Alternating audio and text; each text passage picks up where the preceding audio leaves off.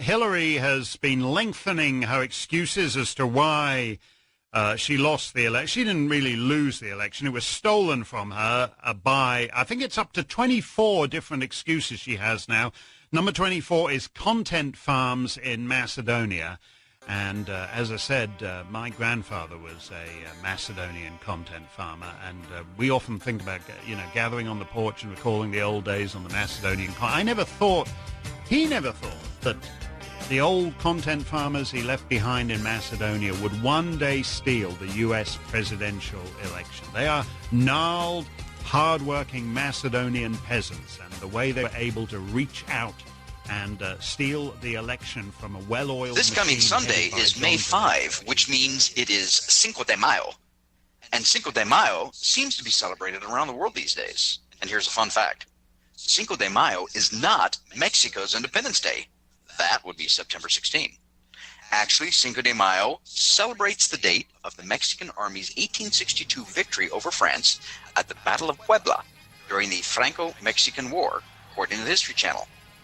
But we're not here to discuss Mexico or Cinco de Mayo in the celebratory sense of the word. We're here today to talk about the presidential elections in Macedonia. And on Sunday, May 5th, Macedonians will once more go to the polls to cast their votes for president of the Republic of Macedonia. And there are two candidates running. Stevo Pendarovski of the ruling and joint Citizen Dui Zoran Zaev Ali Ahmeti clan, and Gordana Siljanovska Davkova of the opposition Vumro Dopamene. One candidate will emerge to become president.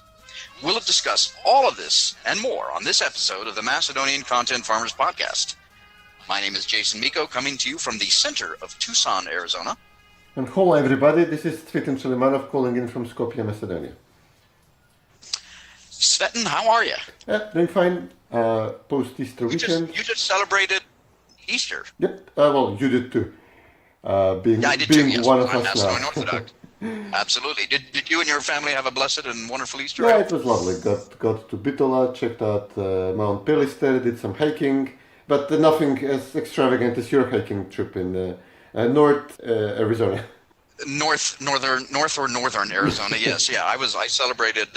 Sunday. I was here in Tucson, but Thursday through Saturday I was up in northern Arizona, hiking among God's creation with one of my brothers-in-law and another buddy, and just a beautiful part of Arizona. And I brought the Macedonian flag with me, as I do on all my hiking trips. And how many Greeks have reacted so far to your comments? Nobody yet, but I expect they will soon. The Greek trolls will be out. And remember, here's a helpful tip: never feed the trolls. Yeah. Well, what else is there to do on Twitter, honestly? Well, I post that flag, and the flag I take with me on these hiking trips is the Macedonia's original state flag, the Star of Regina, and I do that simply because you know what? It's a symbol that's found within the territory of the Republic of Macedonia. The Macedonians chose it as their state flag back in 1991, and that's just a fact. So that's why I like to fly it around Arizona whenever I go hiking. Yeah, Greek orders to remove it are actually making it grow on us more and more. And well, of course, and as we've talked about on this podcast before, Cvetin, good luck in trying to remove that symbol from the entire territory of the Republic of Macedonia. It just ain't gonna happen. And especially the new flag. I mean, the new flag, the ventilator flag, as we sometimes mockingly call it. It's designed by a person who's gone crazy over the years and who now essentially subsists on hatred of Macedonia and Macedonians. Miroslav Grchev, an architect, a professor at the architecture faculty in Skopje, he's unhinged. He's gone off the deep end. There are a number of SDSM people like Branko Tričkovski or Jordanovski brothers, etc., who really hate their country, hate their nation. But I believe that Grchev is really one of the most involved in this, most invested in this, and he's the author of the flag. I mean, it's very difficult to find a country which uses a flag whose author publicly loads the country. I think I recently posted on Twitter some of his comments, and it's really unhinged. I mean, I don't think he rivals Greeks in their hatred of Macedonia and Macedonians. Wow. Wow, well, that's too bad. And because, I mean, let's be honest, the official state flag of the Republic of Macedonia is a beautiful flag. I like it. It's consistently voted amongst flags of the nations as one of the most beautiful. Half of it looks like half of my state flag, the Arizona flag, exactly. So, and I remember a couple of years ago driving by an apartment complex here in Tucson, and all of the flags that were out was the Macedonian flag.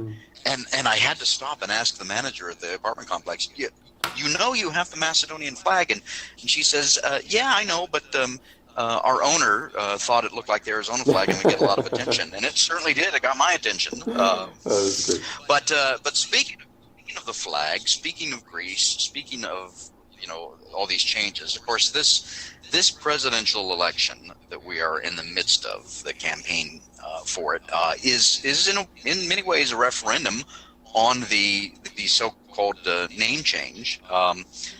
And Sunday, May 5th, is the final round of voting. It's always possible that there could be another round, a third round, depending on if there's any irregularities and things like that in some of the voting in some of the voting districts. I remember 1999 clearly because I was in Macedonia when Boris Trajkovski was elected, and he was running against Tito Petkovski. And in the second round, Boris won, but there were, I don't know how many, 60, 70, 80 polling places where there were irregularities, and they had to rerun the elections there. So it wasn't actually known until after that third round, and of course he won. That might happen, I don't know, but what you're there. I know this has been a long holiday weekend there with Easter, but what's the latest news that you have about the polls, the campaigns, etc.? There was a recent poll in which Pendarovski is leading, which makes sense given that Albanians. He has a broader coalition, pre-election coalition with DUI. Put on, combined with SDSM votes, and the very fact that Siljanovska was even with Pendarovski, who had both SDSM and DUI on his side, it's amazing. SDSM were planning that if they joined forces with DUI, they would easily win like 80 votes, 81 votes, the majority needed to amend the constitution. And now it seems that they would struggle to even win after joining with the one of the two largest parties with what is easily the third largest party in the country, put together this grand coalition style move, and still they couldn't win Vimera even after all the arrests and intimidation and pressures. The poll had it was a Vimera poll, so they were trying to obscure the total turnout. It was a bit fudgy, but what was interesting in it was actually it shows that Siljanovska and the right, the conservatives, actually they have support of the majority of the young people and the middle-aged people, while the elderly support SDSM, which is a weird development for any country, honestly, where conservatives normally win the votes of the older vote, right? Yeah, they vote for the right. Yeah, the older people vote for the right. But this is again testament that we're a weird country in that the conservativist people, portion of our population, has grown up in Yugoslavia, and they have a lot of residual Yugo nostalgia and nostalgia for communist times. Whereas the reformists, the people who think of upsetting the apple cart and trying something new, are mostly on the right, and these are by definition younger people. So this was an interesting thing to see in this latest poll, one of the few which showed up after the first round. Mm-hmm. Now I see also, so Vladimir Reka, who was the third candidate, didn't make it past the first round. The candidate of the Alliance of Albanians in Vesa got about 80,000 votes, as I understand. He hasn't made an endorsement. No. And I saw a news article, I can't remember where it was, where he said he was going to let his supporters vote their conscience. Is that correct? Yeah. He said, I will not be trading with the votes of my supporters. Right. Well, they publicly say, well, I don't know what's going on behind the scenes. I gave up making predictions after Trump won and after Brexit, because and I think any good pollster should not make predictions anymore as well, because it's such a topsy-turvy world that we live in anymore with regard to that. I just have no idea. It could go either way. It could be an easy win for Siljanovska, as she has the initiative after this incredible result from the first round. And by some definition, VMRO would always have an Albanian coalition partner, although maybe not a pre-election coalition partner. But in the second round of elections, they would usually deliver, not because they like VMRO, because it makes sense for the more conservative, maybe the opposition Albanian parties to, in this case, hurt Ali Ahmeti, as much as VMRO wants to defeat Pendarovski and Zaev. The Albanian opposition wants to defeat Ahmeti, so it could be an easy Siljanovska win after she alone fought against SDSM and DUI's combined numbers, and she has yet to make a deal with the Albanian opposition if she eventually does. So it could be an easy win for her. Then these Albanian voters could deliver for Pendarovski as well, possibly on orders of the US Embassy. So it could also be an easy win for Pendarovski. He has a long experience with rigging the Albanian vote. If we look at the numbers of the 2004 presidential elections, you mentioned the one in '99, but in 2004, when Pendarovski was head of the State Electoral Commission after Trajkovski's tragic death in the plane crash in Mostar, just looking at the turnout numbers and the how the western part of the country, the Albanian voters or non-voters, because it was largely ballot stuffing, how the ballot stuffing worked, delivered for Crvenkovski to become president. Even a completely unintroduced observer could just see the turnout. There is a handy like a chart on online, which I often share, and it clearly shows how the election was rigged. And Pendarovski was organizing this election, and then he was rewarded by Crvenkovski. He was appointed his advisor. He has experience in doing this, so it could break for Pendarovski, and then ultimately the voters could just not turn up, not show up, and it could all, we could fail to reach the 40% turnout. Although this is, by now, it seems unlikely, but it could still happen. And in this case, the elections collapse. What is important for the right is what sparks early general elections. A Siljanovska win would definitely spark early general elections. Zaev even committed to this. But also a situation where there is not 40% turnout, and especially given the disappointing, the catastrophic actually result Pendarovski, SDSM and DUI had in the first round, even failed election should bring down the Zaev Ahmeti government. They would not have the legitimacy to amend the constitution to make it so that the president is elected in the parliament or something like that. There are already at knives drawn in SDSM between the various factions, and SDSM and DUI are openly feuding. So even if we have basically out of the three options, two should lead us toward early general elections, and one, Pendarovski win, should entrench Zaev in his office and should entrench the imposed new name on the country. Right. Now, you mentioned, the options there, and that's a good explanation, analysis of what could lead to early elections. I think another thing that could lead, independent of the elections and the outcome of the elections, is the accession talks that Macedonia is striving toward. Last year, Zoran Zaev promised that Macedonia would receive a start date for accession talks with the European Union. It did not. It was well known that France and the Netherlands, amongst one or two other countries, said, no, we're not ready. The European Union, are suffering enlargement fatigue. Macedonia and Albania aren't ready, etc. Again, we see the same thing happening. Here we are a year later, and we see Johannes Hahn, the EU Commissioner for Enlargement, saying that the Commission will recommend opening negotiations with Albania and Macedonia, but according to Deutsche Welle, there will be no opening of EU accession talks this June with Albania or Macedonia.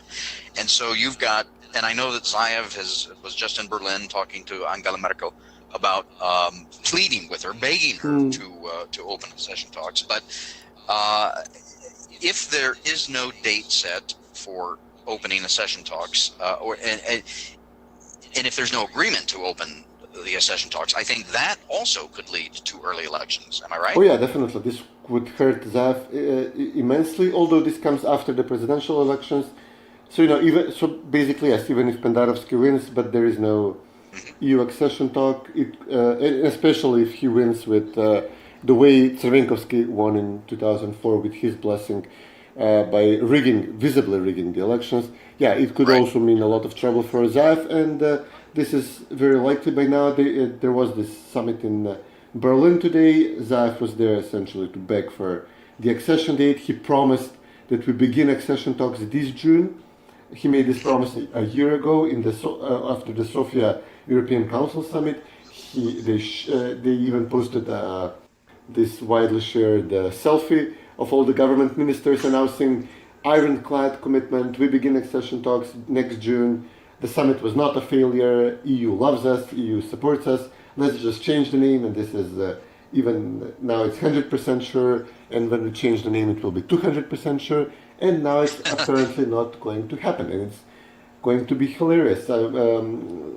Macron was today very certain, very definite about not opening EU accession talks. He said something like along the lines of enlargement is not an immediate issue.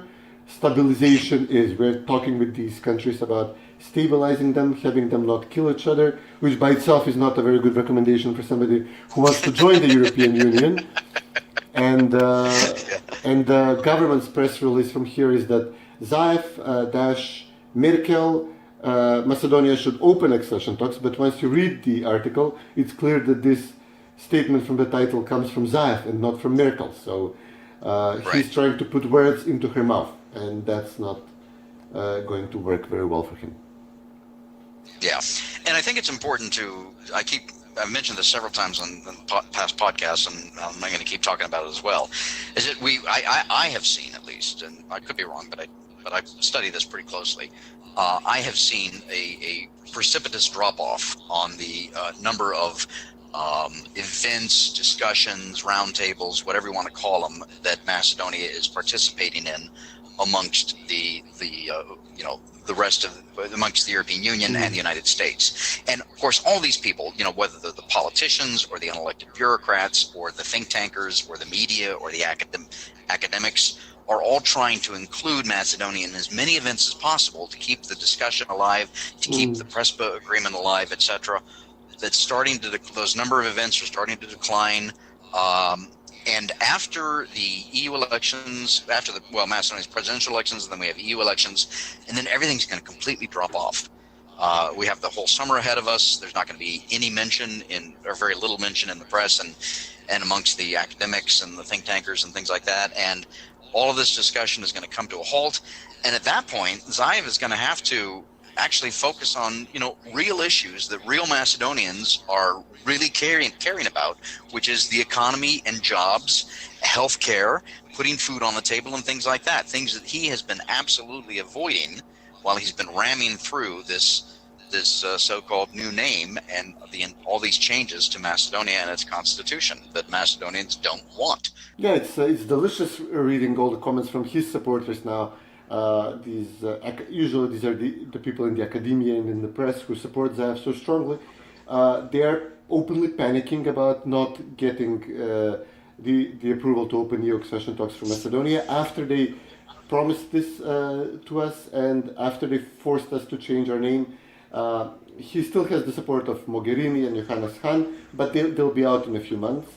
I doubt that Salvini will renominate Federica Mogherini to be member of the European Commission or anything like that. No, yes. And I have to remind our listeners, and as I remind people on Twitter and other social media platforms, that Mogherini actually joined the Federation of Young Italian Communists in 1988. And Jens Stoltenberg, who is Zaev's great supporter in NATO, the NATO Secretary General, who just recently spoke before the full House of Congress in the U.S. and hit his term extended specifically to deny Trump the right to appoint a more Trumpian European as NATO Secretary General. And he was a member of the KGB. He was recruited by the KGB as in his 20s or something, coming from a family of Norwegian communist leaders. And he now heads NATO. I mean, but sure, they extended his term for 2 years, but when Trump is reelected in 2020, then Stoltenberg's term will expire, and Trump will have the opportunity to have influence on his own pick. I mean, Trump is in, what is it now, the third year of his term? I mean, I don't really expect... Third year, we're in the third year, and he's got a field of 20 Democrat candidates, 20 in 2020 is the way you remember it, that are running for president against him, and that's all going to... We should have a podcast just on the U.S. presidential elections and how it might relate to Macedonia at some point. Yeah, we need to give the Velas guys their marching orders, who to support in 2020, what would be the most hilarious outcome for us. Because by now, let's face it, we're no longer playing for, salvaging situation, getting a friendly face in the U.S. I mean, Macedonians are no longer expecting anything from the U.S. It's just now for shiz and giggles, as people say. Exactly. Well, and again, we've talked about this, we've written about it, and it's a fact that the whole name change was about getting Macedonia in NATO. And later this year, probably, I think Turkey might be a wild card in this. Macedonia will actually join NATO as the 30th member. Fine, good, okay. We can set aside the merits of NATO, etc. for now. But at that point, the U.S. really won't care. They could care less, to be honest, about Macedonia joining the EU. And so at that point, we begin the whole process of changing it back. I don't know how that happens. I don't know what the exact steps are, but there are ways to do this. I think Gordana Siljanovska has some ideas as a constitutional law expert on what can be done in terms of beginning to take those initial steps towards revisiting how this was done, how it was done illegally in many ways, and then reversing those. And I am full of confidence, Cvetin, that one day, in the not too distant future, Macedonia will again be recognized as the Republic of Macedonia by the world's nations. Oh yeah, there's going to be a backlash. There are going to be pushes to reverse this, and it's going to happen inside NATO, probably not inside the EU, as Gruevski predicted, but definitely inside NATO. And I can't wait. I mean, it's going to be messy, ugly. There is no guarantee it will work, but it's what EU and NATO deserve, honestly. Right. To have this fight fought again with full force, but now inside the institutions. I mean, I'm talking like canceling out the NATO summit on, I don't know, helping Ukraine or some stuff, because the Macedonian and the Greek foreign minister cannot, are screaming at each other inside the conference hall. I mean, this is, and every other leader has to walk out and have their summit in the hallway, Stoltenberg included, while our guy and the Greek guy or girl, if it's the Dora Bakoyani again, are just tearing each other apart inside and this is what I want to happen for NATO. Yeah, which is I know, and that's good to remind our listeners that the Greek elections are upcoming either in October, but probably earlier than that, setting aside the local elections and the European Union elections that they're going to have. And New Democracy will win and will form the new government. Is it possible that Dora could come back as the foreign minister? Somebody mentioned she would go I think it's a diplomatic or an international position, which is already being envisioned for her. But in this case, I suppose Yorgos Koumoutsakos would again be foreign minister. He's the other bigwig New Democracy foreign policy guy. So I suppose it will be either Dora or Yorgos at this point, I suppose. Right. Yeah. Well, we're definitely going to have to do a podcast where we talk more about the Greek elections and the European Union elections coming up later in May.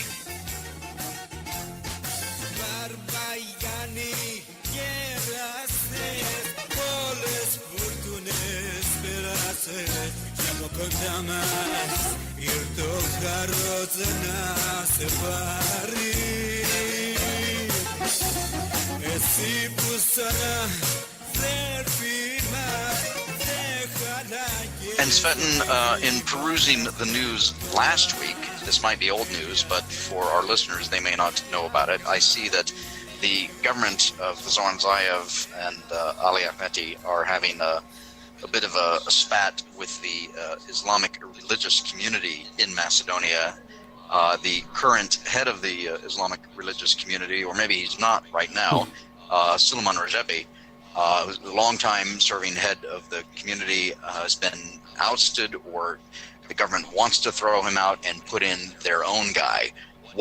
And of course that is creating all kinds of issues between the various Islamic groups and between the ethnic Albanian parties in Macedonia. What's going on with that? Well, they straight up sent the police to remove the current, the illustrious title is Reis Ulema Haji Suleyman Efendi Rejepi. I might be forgetting some of the designations he has in his title.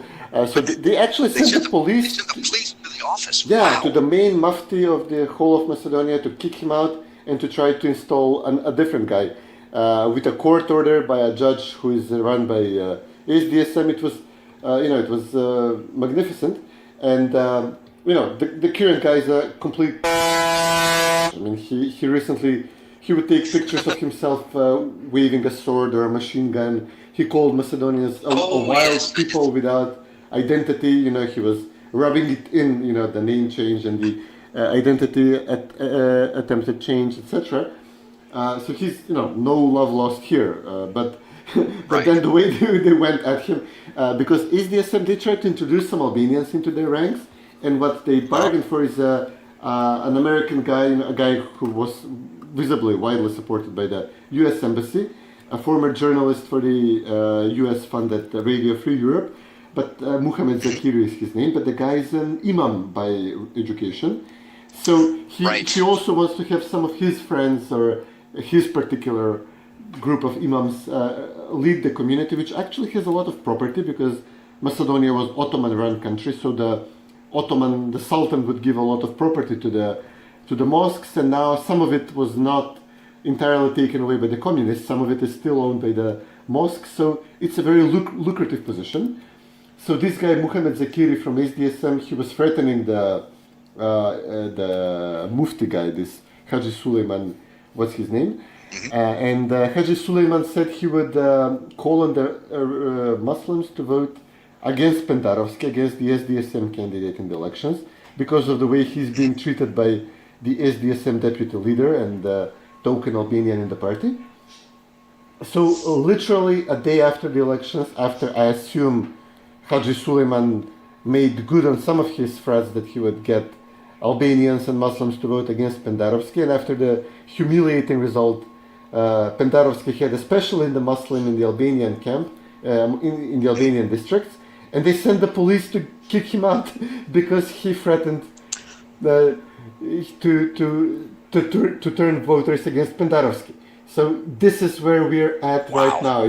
It's unbelievable. And then Haji Suleyman, he holds a press conference. You failed, you cannot remove me, I'll double down on this, I'll definitely get every Muslim to vote against you. And for good measure, he said about the judge who made the order to remove him that, well, I heard she's sick, some bad disease, I hope she dies soon. So this is the guy, the guy who runs the Islamic community in Macedonia. Okay, so this is fascinating. So who is currently in that seat? Is it Suleyman Rejepi or the other guy? Well, the police raid failed to dislodge him, so for a while both guys had their people in the Islamic community headquarters in Skopje, and they moved on to a different location where they're holding their powwows, and they did not make an ultimate decision on who continues to run the place. We've got competing Islamic religious communities in Macedonia. Yeah. And to make things even better, the DUI party, which is in coalition with SDSM, and they're supporting Pendarovski, but they also absolutely load this Muhammad Zakiri guy, the SDSM deputy in chief, because he's telling Zaev that SDSM can grow by bringing in more Albanian voters to their camp to support them. But this is all happening to the detriment of DUI. So basically SDSM is cannibalizing DUI while they're in the coalition and pushing for the same candidate. So now DUI are supporting the old guy, the Haji Suleyman machine gun and sword wielding gun. Sword So wielding guy. let's give him a nickname. Machine Gun Haji. Machine Gun Haji. Yeah, that's how it works for me. Who wishes the death on the who cursed essentially the judge who tried to kick him out because they hate their coalition partner, or specifically the Albanian wing of their coalition partner. This can actually end very badly on election day because these guys have Albanian parties in Macedonia have a history of shooting at each other when elections don't go well for whichever side is trying to stuff the ballots, the other side wants to stop them, and we actually had 3 or 4 people getting killed in 2008, and this is not good. I mean, it's not doing well, and it goes to show that this is not a natural coalition we have in the government right now. Right. No, absolutely, and to your point about the violence that does occur from time to time amongst the various rival gangs within Macedonia's ethnic minority Albanian community. Not just that, but, and this is another subject for another time, but it's been fascinating to me to watch over the past several months. Actually, it's been happening over the past couple of years, but it seems to have picked up over the past couple of months. The number of just random killings and murders, bank robberies, missing persons, all kinds of things that you don't normally associate with Macedonia. I mean, Macedonians, by and large, all ethnic communities are largely a peaceful and peaceful people that just want to get along and be left alone and raise their families and educate their kids and go on vacation a couple times a year. But the increase in violence, I think there's a direct correlation between that and this government and all that you have just described, all of the back and forth, the backstabbings and everything else that's going on amongst the various members of the Zaev Ahmeti government. Yeah, there's literally not a crime, especially Albanian crime, Albanian district crime, where afterwards by now it's become a cliche. You just hear somebody killed somebody and you go Google either the guy who was killed or the mobster who killed him, and there's inevitably a picture with Zoran Zaev. Yeah, with Zoran Zaev, exactly. I've it's said unbelievable. That, yes. And then they actually overdid it in on the eve of the election. There was some Albanian loan shark in one of the villages near Kumanovas who was killed, but as they were shooting up his car, I assume the killers did not observe that his 8-year-old son is in the car with him, or maybe that was the point.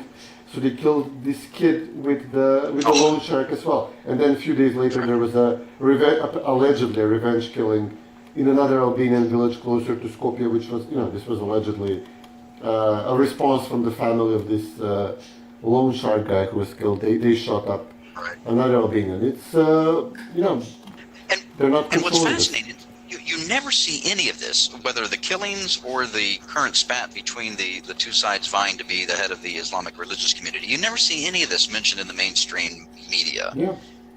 Why?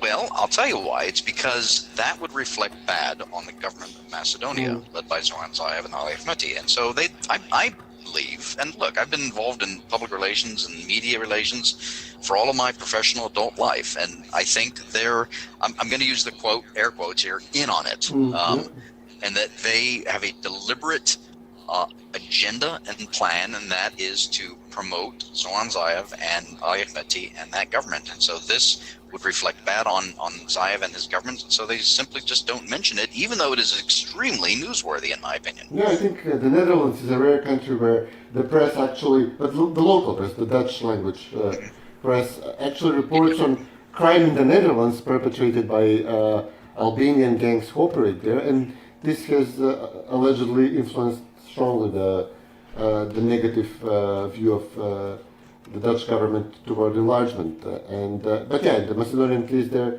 completely trying to whitewash everything that's going, especially if it's Albanian related.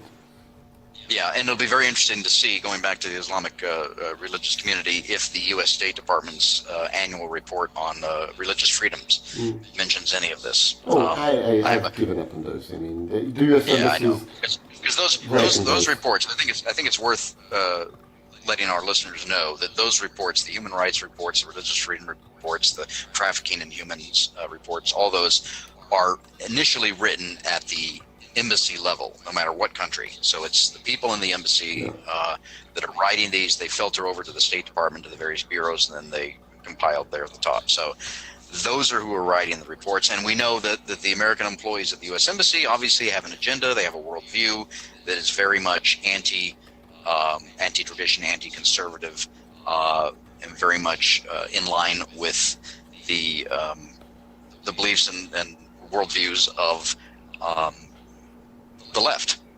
Yeah, the U.S. Embassy was strongly supportive of Muhammad Zakiri, this SDSM deputy leader who is trying to oust this Suleiman Rajepi guy. So I suppose that the report will look favorably on this takeover. And again, Suleiman is a complete. But how do you really feel about him? Yeah, but then again, I don't know. I mean, the other guys, Zakiri for once, he famously, when somebody in parliament mentioned we should legalize, in this flurry of excitement after they took over the government, and these are all lefties, etc. So when they said we want to, now it's the moment that we should legalize gay marriage in Macedonia, and Zakiri, the U.S. Embassy guy, the former journalist for Radio Free Europe, he went on Facebook and he wrote, he quoted in Albanian the hadith for, the Quran quote, which is evoked when you want to defend or even encourage the stoning of homosexuals. Now, okay, wow. I'm a conservative guy. I'm against legalizing gay marriage. Absolutely. But I would stop a little, well short of stoning the guys or girls. But yeah, the progressive, the deputy leader of the Progressive Party in Macedonia, U.S. supported guy, he would stone him. Well, yeah. Yeah. Wow. And he wants to take over the Islamic community. Yeah. Well, that's going to be interesting to follow. We will see. Stay tuned, folks.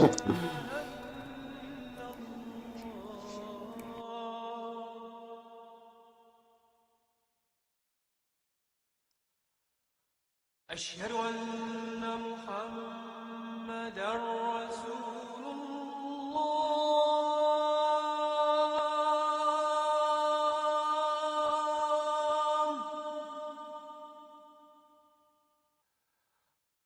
أشهد أن محمدًا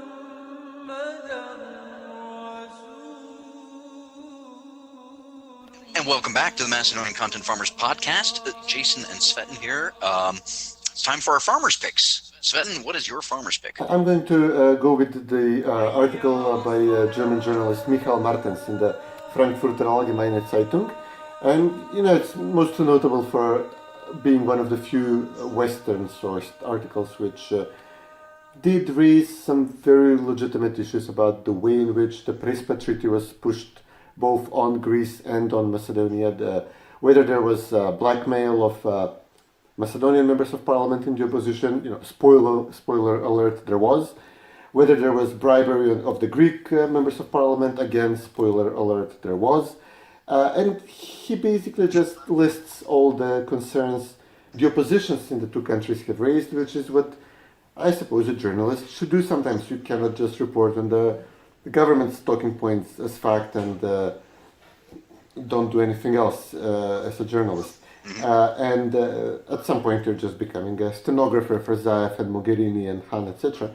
But Martens' mistake was, his error or sin was that he also interviewed Gruevski at one point when he was here before the vote in the parliament.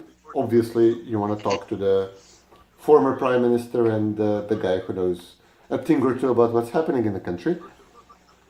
And he even posted a picture of this collaboration with the Macedonian regime on his part.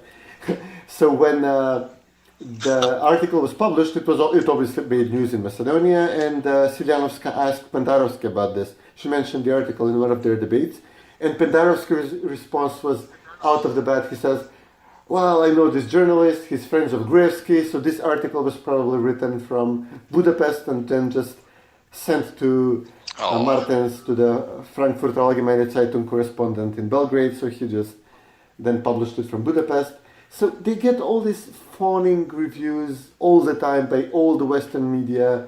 They want to give them the Nobel Peace Prize. They don't want to give them any money or to allow them to open accession talks, but they want to, this backslapping encouragement, which costs nothing, costs Merkel nothing.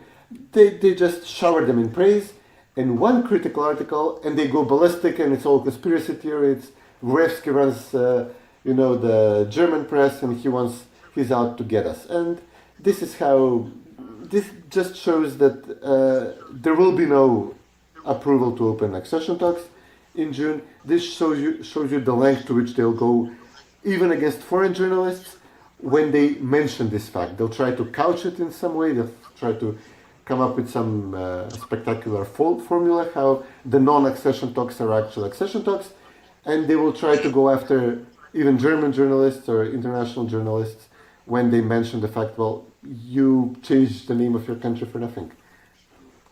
So that's my farmer's pick for this Wow. week. Yeah.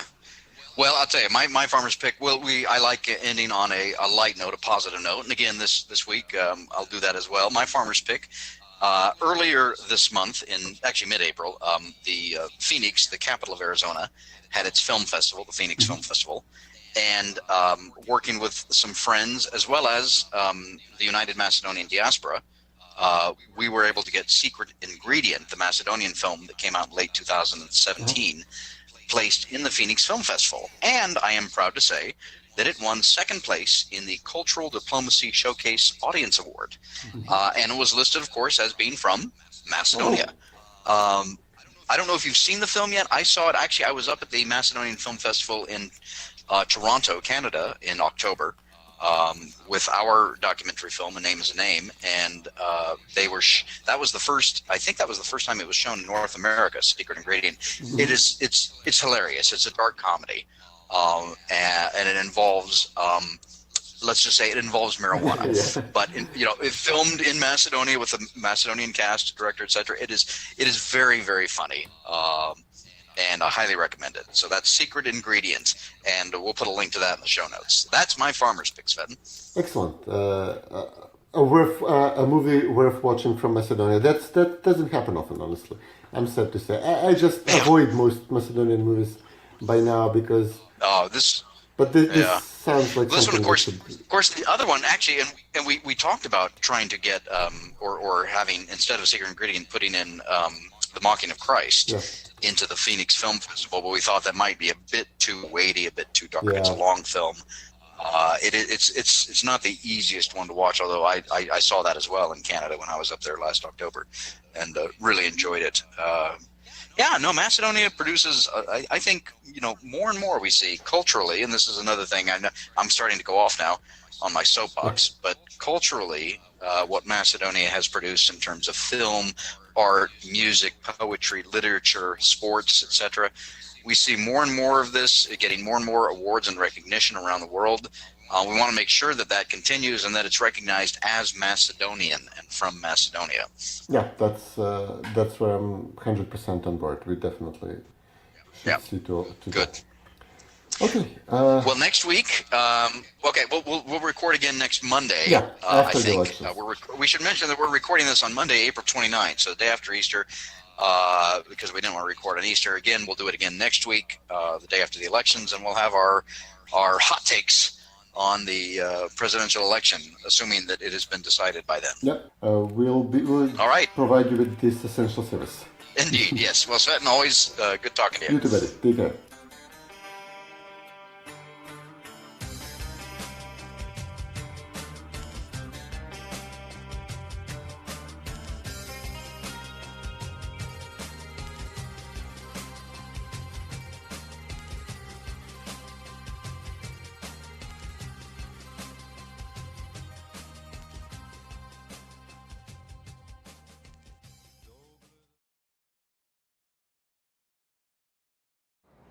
I?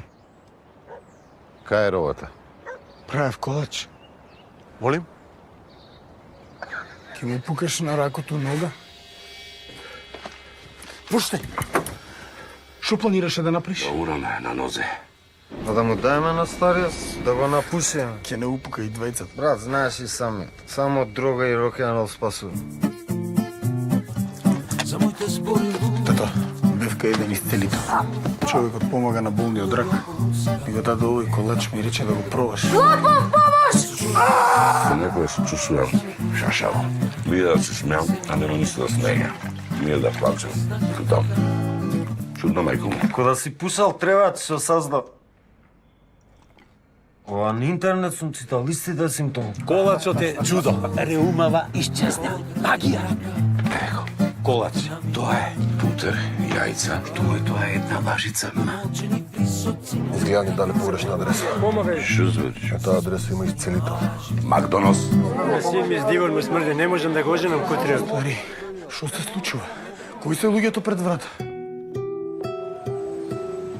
Ти си имаш твој проблем. И тоа е еден куп. Леле, што мајката мислиш дека правиш? Биди маше, признај си бе, тато. Ти останаа трошките. Слушај, синко, работа е сериозна. Луѓето дознаа за колачот и сега нема враќање нас. Колач? Ја лажи бе, маму тебе. Како колач, а? Стварно ви кажувам. Оставите го си ми да вјеба мамата да вјеба. Да ми тури некој во мојата пијачка нарикоана, без да знам. Здевам пушката, бам, одма. Нема заебање со тоа.